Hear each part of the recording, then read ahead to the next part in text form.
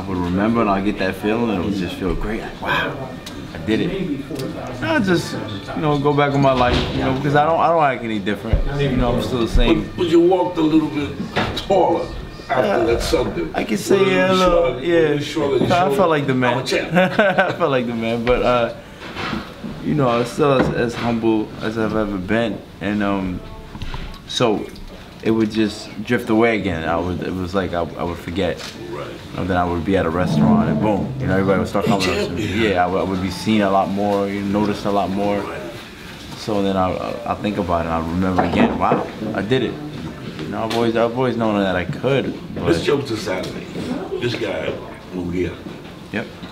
Oh man, I got picked down with 1 out of 10, man. They think I'm nobody, man, but they don't look at my record. I'm 20, 40 for KOs.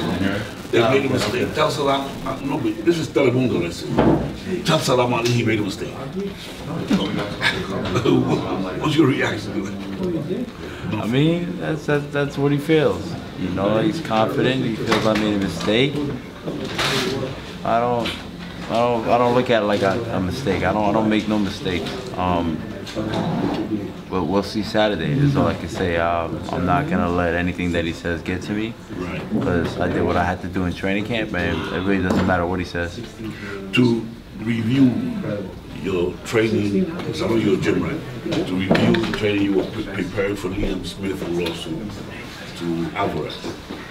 This change of view, study films of Smith, now I study films of Munguia. It's a change in emotion, mental preparation, or it's still a goal? The change mentally is not really changed. As for me, not at all. It's just a different style that you're going in there with. I mean, in training camp, I worked hard, and that's what for me, that's what I feel I need to do if I want to be at my best. And just a different style. And coming up in the amateurs, you know how many times I didn't know going in there who I would be, or what type of style I'd be running in there with. It is late notice, but I still get to watch. I still get to see who I'm fighting. He's taller. He's 6'1", I believe. Different style of fighting. 6'1", tall Mexican. Yeah, yeah, I know. Yeah, wow. But yeah, it's a little different, but I'm prepared regardless. Sadam, did you have to sign off on the switch, or did you leave it to Golden Boy to bring it to your dad, or do you get final say? At the end of the day, of course, if I want final say, I get final say, but whatever Golden Boy, my dad says, let's do it. He was great. No, he was great. He just said, I want to fight. Save the fight. Right. Yeah. And whenever a fight falls out, you know, 2 weeks notice is very tough. Wow. At this level, it's to come up with a very replacement. often lately. Yeah, well, I mean, you know, it's unfortunate it happened to Sadam, but he was great. He said, get me, I don't care who it is. Just get me, I need a fight. I messaged you right after. I said, maybe tougher fight, maybe even more powerful, and you said maybe. Do you think so? Did you look at it and say, well, geez, this is a different guy, maybe more powerful than the other? Did you think about it twice, or were you just like, no, bang, I'll do it? He's a different type of fighter. He has power. The height threw me off a little bit. Yeah, it's a big change. But I'm not worried. You know, I know I put in the work in the gym, and I'm ready. Also, I have Ramadan coming soon, so I couldn't really wait. You know, this morning because we had to get it on. So whoever's in front of me is. When does that start? Right after the fight, 14th. Yeah, like 2 days after the fight. Yeah. So do you view it as a more dangerous fight? I view every fight dangerous. Right. Every fight is dangerous, especially if you're not prepared. This guy has some power shots, those great body shots. But I feel they were both dangerous. You know, any fight there's a risk of somebody trying to take my title. It's a dangerous fight. But I'm ready, and late notice, but there's still 2 guys in there fighting, so I'm not worried. I'm not worried at all. I think there's a lot of great guys at that weight. I think some of them talk a little too much, but there's great guys up there. I'm the new guy coming up, so you know they can underestimate, they can talk, but. Is it exciting that there are good fights to be made at that division? I mean, 147 was a good one too, no question. But yeah, for sure, definitely. I moved up a weight class, and the fact that I can still make so many fights is good. Sadam, you fought a much higher level of opposition than your opponent. How much of an advantage do you feel that might be in the fight? I think that's a good advantage. I have more experience. I've been in there with the better guys. So we just have to see how everything plays out when we get in there. Was there something Cotto said to you after you defeated him that was a kind of passing of the torch? Did he say something like, "Good job, kid"? Did he give you any specific career advice? Cotto was just always really respectful, even before the fight. You know, I really liked Cotto. He was just very congratulating. You know, he didn't say anything bad. Well, I meant something possibly good, like you're faster than I thought, or you'll do well at this division. You know, in this division. Nah, he didn't say that. But he just said more like, you know, congratulations. You know, good luck in your career. Things in that. That's got to be pretty cool. I mean, as a baton passing, that's got to be. Pretty cool. It was awesome. Have you spoken to him since? Nah, we haven't spoken.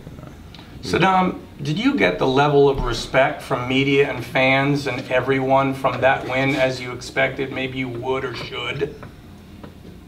No. Coach, talk about it. There we go. He was quiet this whole time. Coach, talk about it. I mean, from some people, yes, but there's also still some people that doubt. Not just the media, even fans too. You know, they seem one fight. You know, and they try to discredit it in a way as well. So they don't really. They need to see more of me. You know, at the end of the day. So you don't take it personal and angry? I don't know. I don't take it personal at all, honestly. It motivates me in ways, maybe, but I mean, I would prefer not to, because at the end of the day, it doesn't matter what anybody says, what anybody thinks. When I go in there, it comes down to me and God, and I'm gonna be great regardless of what anybody says. It's not gonna stop me. You know, if I'm destined to be great, I'm gonna be great. So me personally, I don't really let it bother me. Sometimes it does, you know, add fuel. It makes you like, okay. Well, it bothers me. Yeah, I don't believe Me it, too. right? Sadam is one of the most humble, one of the kindest, one of the most endearing fighters on the planet. Everybody loves him, even the haters love him, and they love to hate him so they can love him more. And it bothers me because he was set up with an assignment that a lot of people thought he would not even to say surpass, but that he could even contend with. And he did that. He rose to the occasion. He did what was asked of him, and he excelled. And yet and still now, people still will discredit the win. They would say that Cotto was too old, but if Cotto would have won the fight, it would have been business as usual. So give Sadam, give my nephew the credit he deserves. He worked for it. When his father and I were bric-a-bracking back and forth, and he told me we're fighting Cotto, and I said, no, we're not. He said, yes, we are. I said, no, we're not. He said, yes, we are. I said, okay. And then Sadam said, no, I want to fight him. I said, all right, well, we have to get ready for the assignment. And Lenny and I and Curtis, we all got together, and we pushed and we shoved and we slapped and we pinched and everything else to make sure that Sadam was ready to win this fight. And now Sadam is fighting an opponent who is 28-0 with 24 knockouts. His resume reads nowhere near what Sadam's is. And you still have people saying, well, you know, I think Sadam's going to lose this fight. That bothers me.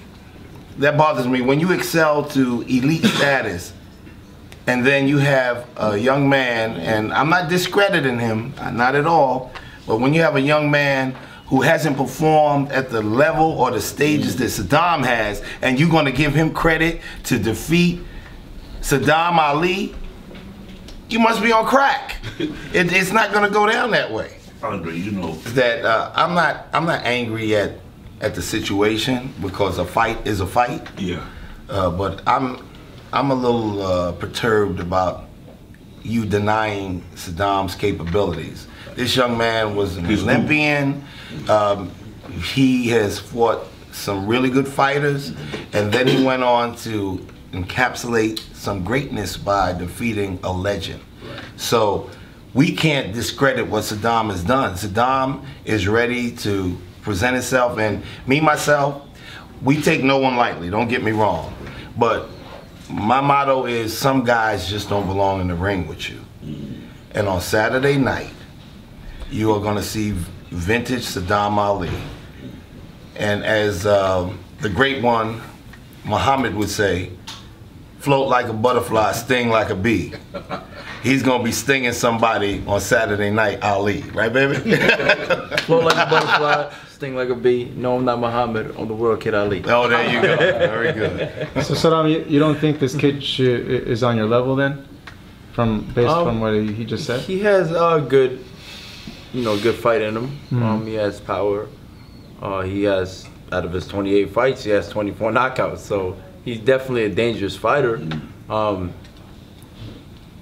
I wouldn't want to discredit him because of his opponents. Yes, he hasn't been in there with great opponents, but that doesn't really necessarily mean that he doesn't have the skill to be great. I know that I'm on another level. I just have to fight smart, and maybe he thinks he can just walk over me, possibly. I don't know. I don't know what he thinks, but come Saturday, everything is gonna come to light. So Sadam, if and when you beat this kid, they're gonna say, well, that kid wasn't ready. Of course. You know this, we know this, we all know Exactly. this. So Sadam or Coach or both of you, what is the fight that you're gonna have to take and the guy that you're gonna have to beat to get that full due respect? Is it a Charlo? What fight did Mayweather have to take for him to get that? Oscar. But did he get it? But even after Oscar, Did he get it? When he fought Pacquiao, did he get it? When he fought Pacquiao, they said Pacquiao was injured, so he didn't get the credit. Yeah, so you never. The way I look at Oscar it, never got the credit. When he beat McGregor, though, finally. McGregor!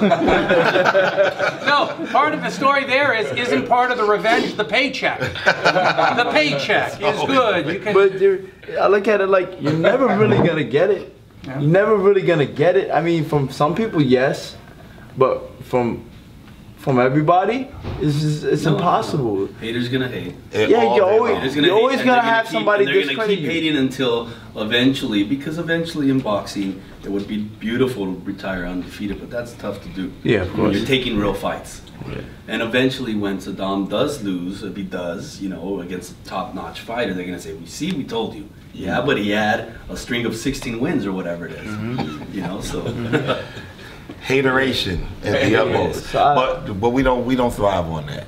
This young man, I'm gonna tell you something about Sadam. Sadam has the most even keel attitude ever. It's like things can go over his head and it don't even bother him. And if it does, he don't show it to you. He's just such a nonchalant entity. And that's what makes it easy for him to do the things he does.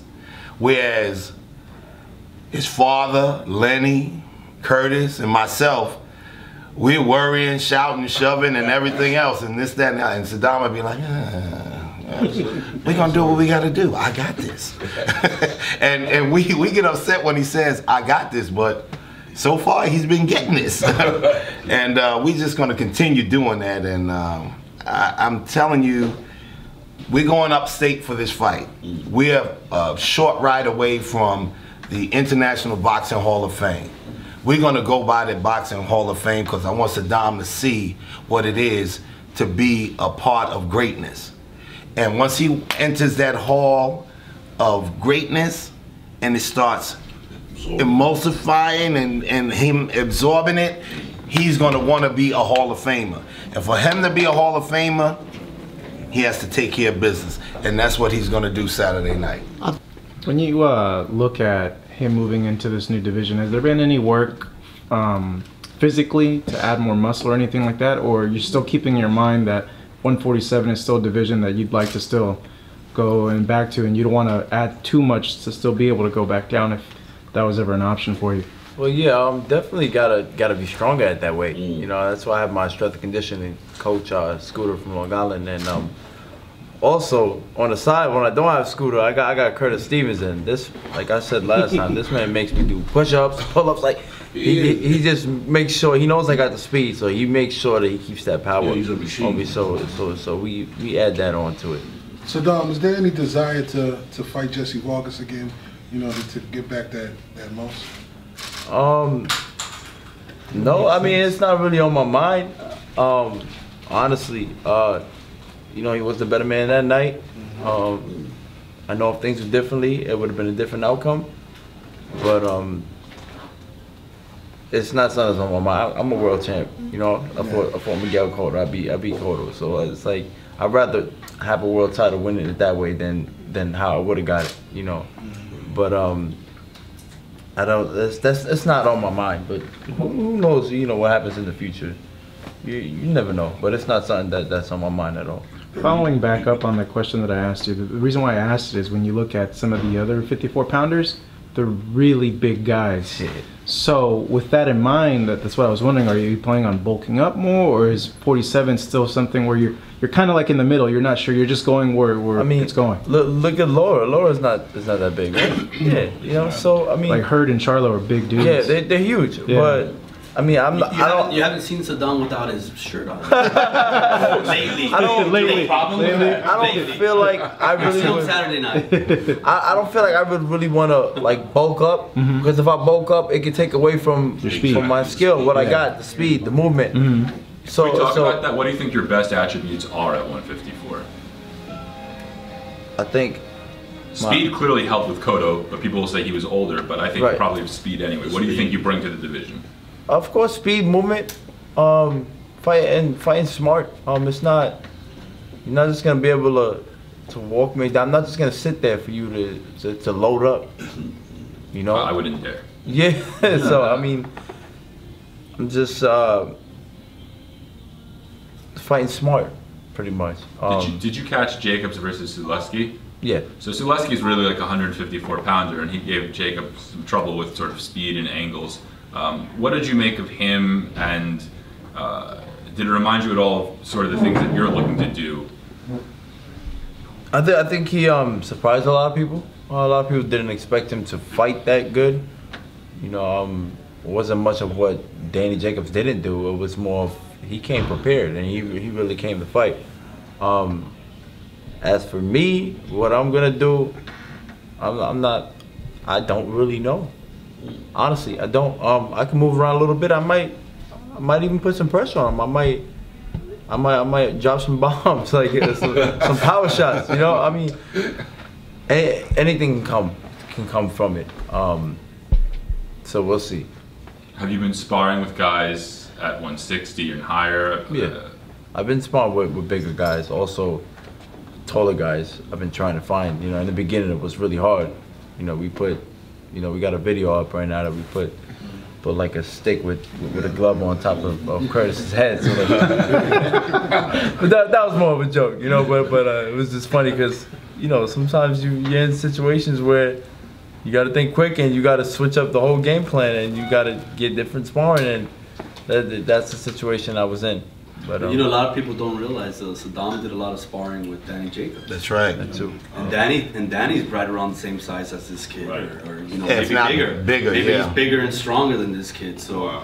so I mean, you know, when you're able to spar against a world-class fighter like Danny Jacobs, Right. It's an added advantage. I'm You know, and Sadam was holding his own. You know, the coach will tell you, he was holding his own. You know, because he is bigger and stronger now. You know, don't think of Sadam like this little welterweight anymore. I mean, the kid's really filled in, and his power's better now, and his quickness is better, and you know, so I think that he's in his prime right now. Sadam, how much did that help you sparring against Danny? Helped a lot. He's a bigger guy. Craftier. Great fighter. Rangy. You know, and he work on things in there. So it's great work. Was it getting rounds, or was it getting work, or was it trying to win rounds at times? No, it was getting work. As for me, yeah, it was getting work, but of course I want to do good with Danny. You know, I'm not gonna go in there and Coach, just, what did you want out of those sessions? Well, you have to realize our gym, unlike a lot of other gyms that we have, our gym is loaded with our guys. It's not like we had a guy that basically came out from the streets. All of the fighters that we work with came from the same core, from the very beginning, before they started even doing the basics in boxing. So they're all like brothers in the gym. And it's the funniest sparring because they'll be sparring and then they'll stop and say, listen, you need to do this and you need to do this and so on and so forth and this, that, and the other thing. And for Sadam, because Sadam is the youngest of the bunch, so everybody is like, this is my baby brother. And you know, they treat him like that and then they get upset with him if he doesn't do what they want him to do. Or so it's the funniest atmosphere ever. But he's getting the best sparring he could possibly get. You got range in Danny. You got power in Curtis. You got you got the sheer size of a Earl Newman. You got the speed of Chris Algieri. And the dieting plan. And the dieting plan, exactly. And the list goes on. And then you can add Sergey Derevchenko. He'll go in there. It's just, your skill level cannot diminish with that type of work that you're getting. And it's right there. It's not like we have to look for it. It's right there. So sometimes we have the best sparring sessions in the world. That's probably one of the best sparring houses in the world. Maybe, right? Exactly. How many better? Listen, we have 1, 2, 3, 4. We have about 5 mandatories. We got a world champion and a few others that are bordering on it. And it's a crazy, crazy time, and it's a wonderful time. And we just keep it going. And everybody in the gym has an assignment somewhere, somehow. So although they're working, they have an assignment to look forward to. Everybody has a fight that they're preparing for. So you have to keep your guns loaded in our gym so you don't come up short. And that's just the way we do it. A lot of hoopla and upshots from this, that, and the other thing, but let me tell you something. David built a little gym on one of his properties, and that little spot is almost like the Kronk gym, where you have, you remember the Kronk gym? If you were in the wrong position, you got hit, you hit your head on the wall because the ring was right there.